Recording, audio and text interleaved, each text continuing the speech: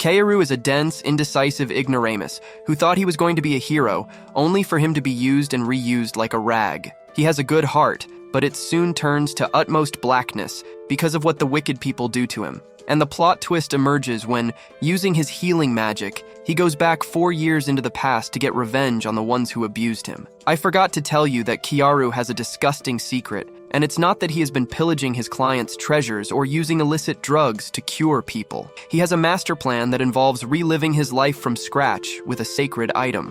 Come along in this story of anguish, pain, passion, and riz beyond understanding. Waking from a nightmare, Kaoru is left breathless by the same scene he's been seeing every night, doing battle alongside a couple of heroes and vanquishing the Demon King. Anna, his adoptive mother, tells him not to fret as his birthday is approaching, meaning he'll be an adult soon enough. This also signifies he'll be able to choose what class of individual he'll be, ranging from a magician to a hero, whereas all I do in my own world is go to science class. What?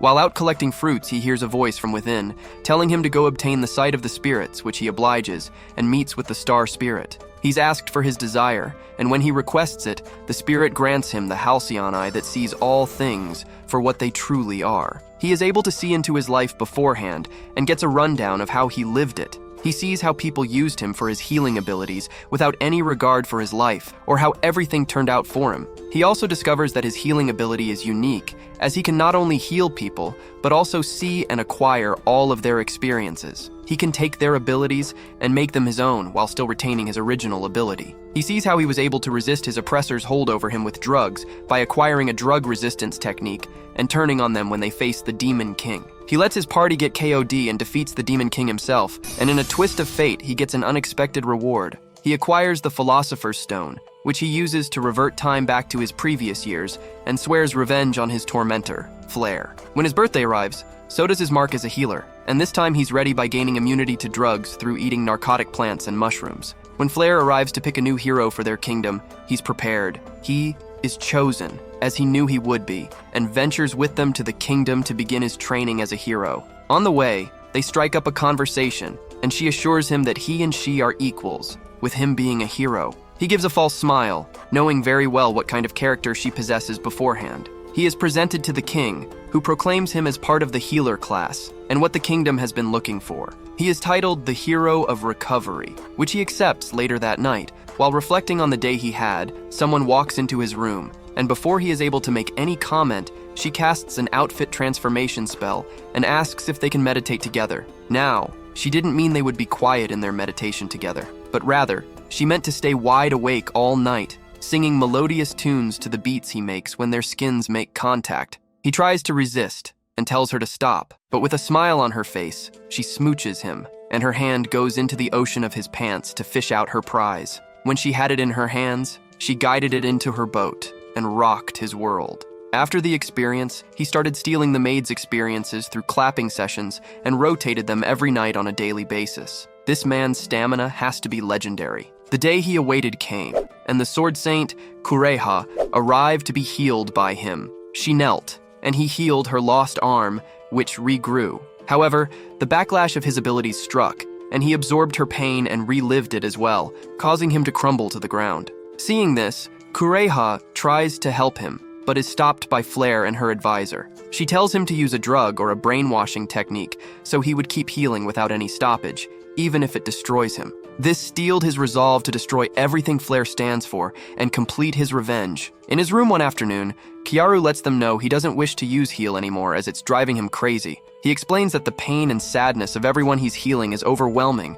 and could break his sanity someday. Flare touches his shoulder and tells him the sword saint he healed may save a great number of people, and if he heals others, he might save thousands more who they in turn will save. He insists he doesn't want to, and she agrees, leaving the room with her sage advisor. He receives tea from Flare, which he drinks and promptly collapses to the ground. He awakens in a cell, held down by a soldier who chastises him for not listening to Flare night after night. He is conditioned to obey Flare, and becomes addicted to potions created to make him her slave. During those nights, he is also forced to endure the most obscene forms of harassment. Every night, Flare came to him, poured some potions on the ground, and ordered him to lap them up like a dog, then bark orders at him while he sat on all fours. Since his mind and body had been prepared to build resistance to such things, he bid his time and waited until he could awaken again. 6 months later, during one of Flair's visits, she poured out the contents of the bottle, and when it was finished, he begged her for some more. Startled, she broke the empty bottle on his head, causing it to bleed. While looking at the broken bottle, he awakened himself again. Once that happened, he used his heal to acquire more abilities from many people, while still preparing for his escape. Some nights later, he learned that the king had left for another country with his bodyguards, and his plans were set in motion. He used the alchemical power he copied to get out of his cell with no difficulty. The whole castle was on high alert when they discovered his escape, while Flair was seen pacing up and down, wondering how he got away. He is, however, brought back shortly by Renard, the guard sent after him. Flair is relieved, but Renard tells her Kaoru said something that mustn't be ignored. Flair invites him into her chamber, which soon turns into the biggest mistake she ever made in her life. The guards in her chambers are defeated by Renard, who reveals he was Kaoru all along, using a technique he copied from the Sword Saint after healing her. She tries to overpower him with her technique, but it doesn't activate as Kaoru snuffs it out. He thanks her for the potions and making him do awful things in her name, which she tries to sweet-talk her way out of not having any of her nonsense. He drags her up and asks her to play a game with him. He breaks 2 of her fingers and promises to let her go if she doesn't scream after he breaks all 10 completely. She agrees and endures the breaking of all her fingers, but when it gets to the last one, he heals her and starts all over again. She screams, and he drags her to her around. After trying to stand and falling like a baby horse, he explains what he's done and takes his time torturing her. He picks up a hot rod and asks which she prefers, his or the hot one. She chooses the logical option, and he orders her to get on all fours like she used to order him to. He then gives her his vanilla milkshake, and she becomes very full of it. He changes her face and wipes her memory clean, while framing Renard for her death, which he planned by giving her face to one of the maids. Later, he and Flair are seen in another place with different faces. He calls her Freya, while he introduces himself as Kaoruga after clapping her again. He vows to take revenge on Blade and Bullet, whom he remembers from his previous life, and to visit the Demon King to find out what she was protecting. Kaoru, aka Kaoruga, and Freya take off from the capital with the treasures and gold he took from Flair's chambers for their safety. On their way, they see a multitude of people gathered, talking about Flair and her passing. They mention Flair's younger sister Norn, coming back to the kingdom since Flair is isekai'd, which irritates Kaoru. He remembers she was the only one who was able to figure out that he had already regained his memories in his first life, and didn't want to encounter her again. In his previous memory, Kaoru was being fed potions by Flair, but instead of drinking it on the floor like usual, she splashes and spreads it on her sensors and asks him to drink directly from there. Instead of being disgusted, the perverted woman wraps her legs around his head, forcing him to eat fish for supper. Afterward, he is whipped thoroughly by Blade for licking Flair's sensors. Things get weird real quick when Blade pushes into Kaoru, while he plays himself in the process. After finishing with that, Kaoru jumps from the frying pan into the fire when he sees roses in his tent. Bullet comes in and pounds him like meat about to be cooked. When he's done with him, Bullet apologizes and gets dressed. Now we can understand why Kaoru needed his revenge on those 3. They truly deserve to be isekai'd for their actions. In the city they arrive in, Kaoru notices that the water they've been served has been poisoned by the carcass of something, and observes the people and their symptoms. He fashions a cure from his blood and sells it to a merchant. When Freya asks why he trusted the merchant, he responds by saying he's trying not to draw attention to them and to protect their safety. With the money from the first purchase, he goes with her to buy a slave. When Freya asks why he wants to buy a slave instead of getting an adventurer, he explains his motives, which she finds reasonable. When they enter the establishment, they are led to the slaves available and asked to make their pick. Unsatisfied by what he sees with his special eye, he requests another group. When he's shown those, he still doesn't get interested. The slave master shows him a group that has been injured, and Kaoru sees the one that catches his eye. The master explains that the slave is defective, has no room for improvement, and is still disease-ridden. As if to prove his point, the slave attacks Kaoru and is driven back by the master. Kaoru speaks to her, understanding her well enough, and promises to let her have her revenge if she comes with him. He declares to the master that he will buy her, to which the master informs him there won't be a refund in the future. Ignoring him, Kaoru picks her up and speculates on what her face will look like after she has defeated the person she resents so much. Quickly rising from being the enslaved to taking his freedom from his tormentor, making her his personal assistant, and now acquiring a slave, this man Kaoru has gone leaps and bounds ahead of all men of his time. At their place, he heals the slave he just acquired and sees all of her memories, trials, and pain. He finds out her name is Setsuna, and the Imperial Capital Guards, dressed as mercenaries, captured her clan members. With an evil smirk, he decides to make her dream come true by helping her get rid of those who defeated her clan members. They leave her to rest while they go get some money from their medicine sale. When they return, she still hasn't woken up. Kaoru feeds Setsuna some medicine from his mouth into hers, and she wakes up shoving him and giving him a slap. Freya runs over and explains the entire situation while Kaoru watches in amusement. After all is resolved, he introduces himself to her, and so does Setsuna, who vows in her mind to repay him for nursing her back to health. She regrets attacking him as she leaps to take him off guard, but he subdues her without any effort. He explains that he doesn't need any collar to subdue her as he's way stronger than her. He promises to show her a way to get much stronger, which involves him shedding his clothes and displaying all of his grand action figure in front of her. He asks her to grab hold of his candy bar and lick it until it melts of all the sweetness inside.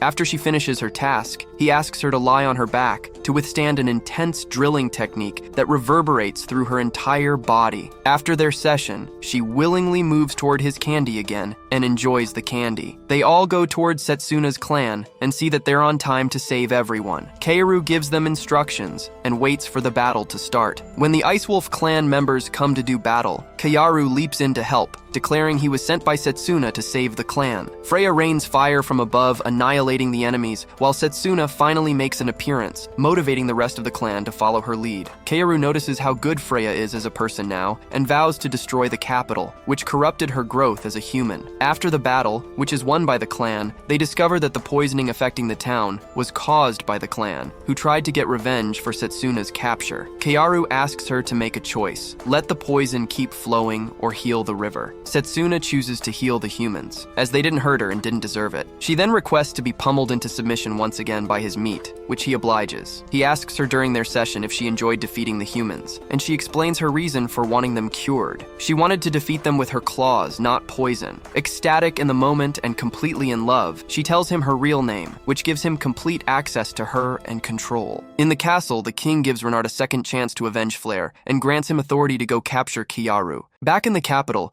rumors start flying around about a sword saint that annihilated the group that went to the Wolf Clan. Kureha, the sword saint healed by Kaoru, happens to be walking by and hears that her clan's technique was the one used, which catches her attention. Out by the river, Kaoru and his girls are hanging out and having some fun.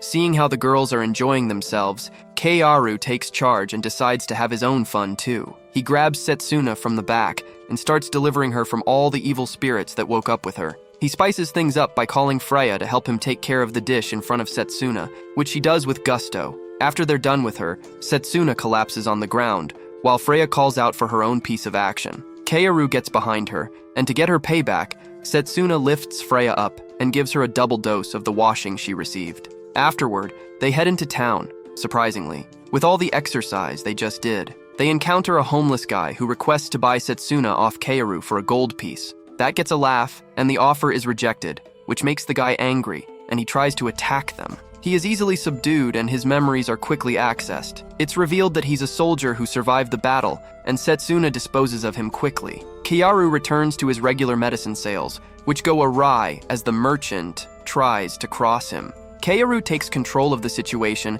and makes a gain of 500 gold pieces, while ensuring the merchant gains nothing. On their way back, they're attacked by Kureha, the sword saint, who isn't surprised that Kaoru was able to block her strike. She tells him her mission is to isekai him, as he is disgracing the name of her family. Setsuna tries to defend him by telling Kureha the truth, but she sees it as a lie, and is more determined to isekai him. Freya tries to protect him but gets knocked out, which angers him and motivates him to fight Kureha. They exchange blows, testing each other out, trying to find a weak point. Kureha seems to have the upper hand until Kaoru starts keeping up with her. They keep fighting until the point where he lets her cut him, and she falls for his trap, letting him touch her, which ends the battle abruptly. Before waking her up, he asks Freya to help him act like she did when she was a princess, which she pulls off superbly, making Kureha rethink her decisions. When they are left alone, she agrees to help Kaoru with his mission and kisses him. There's an aphrodisiac on the table affecting her actions and making her susceptible to emotions. I wonder who the real villain is right now. He takes her up and develops plot, making her his forever. Now he has 3 baddies to do his bidding. What a Chad. Renard is seen coming up to take his revenge with his assigned army, and an unsettling grin on his face. Enjoying a meal with his baddies, the other 2 are in an unpleasant mood as Kureha is hogging up all the space and cuddling with Kiaru. They all get startled by a voice that calls out for the surrender of someone. They see slaves, and Kiaru recognizes them as people from his village. He knows they're being used to lure him out and asks Kureha to find out what happened to his village. When she returns, she brings news of what's happened to all of them, which doesn't surprise Kiaru in the slightest, since he already saw what Renard was capable of. He goes out to meet Renard, disguised as the soldier Setsuna defeated on the street. He accosts one of the soldiers and asks him for help using the man's memories. When he found out Anna had been clapped by Renard in front of everyone, he lost it and made his plan. Later that night, he met with Renard and the soldiers' guys, and made a fake effort to want to join the army once again.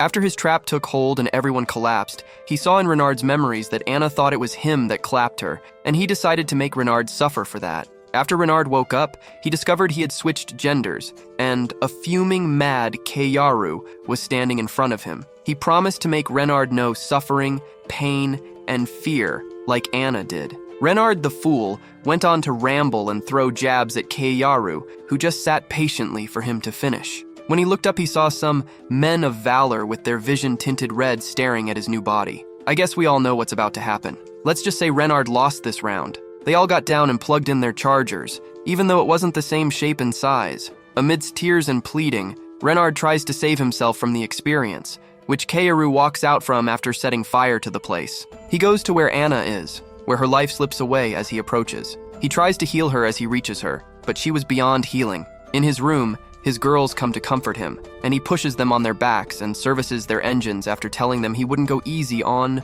or in them. He ruthlessly makes their engines purr. He vows to destroy the entire kingdom at that moment. Later on, Kureha tells him that his people from his hometown would be executed at the Colosseum in some days, and Norn was back. He remembered the moment she figured out he wasn't a slave to the substances anymore immediately when she met him and made him drink her juice, just like her sister, all in exchange for keeping his secret. He also keeps in mind that if anyone can isekai him, it'll be her. On the day of the execution, everyone gathers, and Keiyaru goes there to see what's going on. He sees no one has been executed yet and sits with the crowd. However, the announcer calls for him to come forward and sacrifice himself to save the villagers. He removes his hood and changes his face back to his regular one. Not feeling the need for subtlety, he leaps into the arena, and they ask him once again to lay down his life for the villagers. He scans them with his eye and accuses them of not taking him seriously, sending those who are too weak to capture him at his current level. They all charge at him,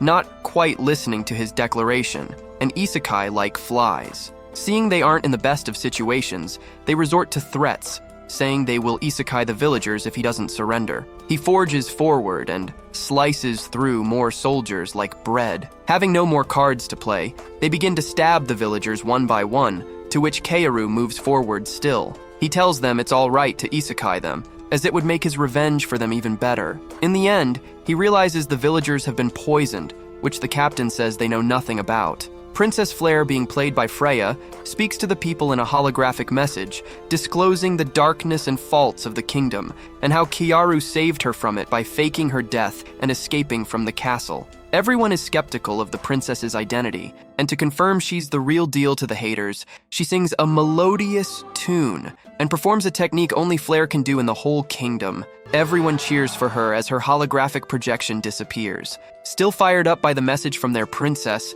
the crowd becomes a mob that lynches the soldiers and starts defeating them. Keiyaru, satisfied with his work, disappears with a flash of light. He was eventually able to save just one unconscious child. He calls for the merchant again, hands over the child to him, and gives him money to take care of the kid. He makes a request and asks the merchant not to try to correct the child's thoughts about him. He wants the boy to remember him as the one who let everyone isekai due to his incompetence. When told that the boy might come for him after learning everything, Keiyaru tells the merchant that will help him someday. He later meets with Kureha, who gives him all the information she's gathered. She also tells him Norn is on an expedition to the Demon King, which Keiyaru takes seriously and decides to head toward as well. He wants to meet the Demon King and find out what she's protecting. On their way, they have a discussion about demons, which Setsuna isn't thrilled about, and she even calls humans demons, since demons are just able to control other animals. Humans are also able to control other races, so to her they qualify as demons, too. Kaoru laughs and agrees with her, saying she's on to something. At night, he and his girls get into an intense workout, which makes the girls pass out after they're done. Kaoru wonders what new fun awaits him in the new city this time. Kaoru tries to figure out how to get a stone that can withstand all of Freya's power. He thinks about how to obtain a new gemstone and wonders what form it will take. He also remembers Blade and Bullet, whom he promises to isekai and take everything they've worked for. They arrive in a city where demons and humans coexist, and the city turns out to be very beautiful. Kaoru tells the two girls the story of how the city came to be, which surprises them both. They enter a tavern and get some food and drink, while discussing things with a pair consisting of a human and a demon. They ask the two to help them with information about the city, which they are thrilled to do. They tell them about the feudal lords negotiating with the head of the demons when the two started living in the city together. And after a little while, they all learned to live peacefully together. They further explain that both sides mutually benefit from each other without harming anyone. The humans get help from the demons with their crops and harvests through magical assistance, while the demons get to learn about human culture without defeating or ripping anyone apart. The trio marvels at the information and agrees that the city is a joy to be in. When they're being served a round of food, someone walks in whom Kaoru recognizes as the Demon King. He notices she's younger and has a different hair color, which he mentions to her later when their food arrives. She looks at him impassively when he makes mention of her being the Demon King, which he keeps pressing on about. He finally reveals the attributes of the Demon King he met before, and the demon who told him about the city explains that those traits belong to a particular demon clan, which the current Demon King has ordered to be wiped out. After finishing their meal, they are attacked by some demon mercenaries who have been stalking the demon and planning to get her at the tavern. Freya and Setsuna protect them from the attacks, although one later paralyzes the Demon King. Kaoru asks her to hire him and let him save her, which she agrees to before she loses consciousness. When she wakes up, he speaks to her alone and tells her about the future where she'll be Demon King in 4 years. She gets agitated when he reveals he's a hero, but is surprised when he mentions her name, Eve Reese, and also all of her magic capabilities. Without skipping a beat, he tells her his intentions after she demands he explain them, saying he wants her to be the next Demon King, and he will protect her. He tells her he's interested in getting the heart of the Demon King after they've taken him down. She requests time to think it over during the night morning arrives, and Eve is awoken by some strange noises. She opens her eyes to see Freya going on a joyride on Kaoru's joystick, with Setsuna also getting some shots into her pool hole with his cue. She asks what's going on and why they're doing it in front of her. All the devious master of perversion, Kaoru, says is that he wouldn't force her, but wouldn't mind sharing his meat with her whenever she's hungry. She gets defensive and accuses him of wanting her pie from the start. He gaslights her into saying what he wants to hear and stands in front of her with his lightning rod in her face. When she sees the sheer size of the meat hovering over her head, the poor girl gets confused and screams for her mother. I know that good juicy meat can do that to the ladies, especially if you know how to feed them well. He does feed all 3 of them, but I don't mean the type of food you're thinking about. He served them a regular good dinner involving food and drink and tells Eve to stop trying to hide who she is when they're all together. She gets teary-eyed while eating the food, and when asked what happened, she reveals that because she has been targeted for so long, she hadn't really been able to enjoy a good meal. Kaoru proposes his deal to her again, promising to protect her until she becomes the Demon King, and all he wants in return is the heart of the current one, which would become the Philosopher's Stone. She agrees, and they reach an agreement to end the fighting between humans and demons once and for all. After dinner, Kaoru asks Eve what kind of monster she can control, to which she responds that it isn't a monster, but a god. She explains that it is a bird, which he recognizes from legend. The bird has the power to eliminate sickness and any form of affliction, but it also has an alter ego that can destroy cities with a single flap of its wings. In other words, it can both cure and bring forth affliction. Kaoru decides he wants it and tells Eve to go tame it immediately, which she reminds him it could destroy them both. He reassures her by reminding her of his abilities. She tells him there are trials to be fulfilled, so he decides to gather information in the town. He changes his face before leaving. That doesn't help him much though, as there are interesting things awaiting him when he returns to where they ate the day before. The place had already been destroyed, and a demon bull came charging at him demanding Eve. He tells the bull it has the wrong guy, but the bull insists it's him since his scent hasn't changed. Kaoru decides to take revenge on the bull for Eve after escaping. He meets up with the girls and gives them many gifts, which they appreciate. He tells Setsuna to follow the scent of the group that attacked them. Before they go, Freya asks them all to change their clothes so she can wash them. Eve gets startled when they all lose their clothes right in front of him. They tell her they enjoy it when he gets in the mood to play with them. He does get in the mood and takes both to bed. Eve goes outside while the tune and beats inside get higher. Outside, she barely keeps it together, going solo on herself while vibing to the tunes, which Kaoru notices. He and Setsuna go to the hideout of the group, and he uses an aphrodisiac on their pet, which runs in and claps one of them. The rest gather, and they are taken out by the duo. After putting them all in one place, the captives beg to be released after answering his questions. He does leave them there and returns to his girls. They all get a room together, and Eve begs them to reduce their activities in consideration of her, which they all refuse as they enjoy their indecent acts. Kaoru and Freya go into town to get a staff for her magic capabilities, which has a blockage. He unblocks it, and the salesman asks him to help unblock the others in his shop. After they finish dealing, Kaoru hears that the royal army has arrived and goes to check it out for himself. He sees Norn leading the army, along with several personnel. The one that catches his eye the most is the hero blade. Kaoru tries to get in close for a better look at the army, but something deters him from doing so. He pulls back and starts running from the scene, reprimanding himself for not noticing Hawkeye, one of the three Braves. He promises himself he will end Blade's life one way or another, even with Hawkeye around. Back with his girls, he shares a drink and food with the salesman from earlier, who treats them to a good meal. After discussing business, the salesman tells Kaoru how the hero Blade frequents a bar and has been pestering beautiful women. Kaoru considers using Freya to lure Blade out, but rethinks it when he remembers Blade had an unhealthy obsession with her when she was still Flare. He then plans to use either Eve or Setsuna instead. Back in the room, they show consideration for Eve by showing no consideration at all and get back to their rigorous activities. Eve appreciates herself silently as their melody calls out to her. I still refuse to believe anyone has the stamina to clap two girls continuously and hasn't fallen dead yet. The next day, he asks Freya to apply some makeup on him. All of them are surprised by the request and start making assumptions. Tired of their weirdness, he changes his appearance to that of a woman, and she obliges him by applying the makeup. After the process is done, he looks like a pretty doll, and the girls charge him, with the exception of Eve, who looks conflicted. Walking to the bar to ensnare Blade in his new form, Kaoru gets waylaid by some simple bandits, whom he takes care of without a problem. He realizes he looks good enough to get Blade's attention. He gets to the bar, orders a drink, and waits patiently for Blade. When she arrives, Blade notices him immediately and approaches, asking questions. After a few drinks and laughter, Blade spikes the last drink she orders with a potion after he says he'll be heading home. She forces the drink down his throat by kissing him and passing it in. The potion takes hold, and Blade carries her prize home, walking down the street. They are attacked by the father of one of the girls she pestered, and Blade makes fun of the man and his daughter. She throws the body she's carrying up in an attempt to finish the man off, but Kaoru kicks the man away and begins his attack on Blade. His attack is stopped short, as the sword Ragnarok makes all his attacks useless on Blade. She overpowers him, and he feigns passing out.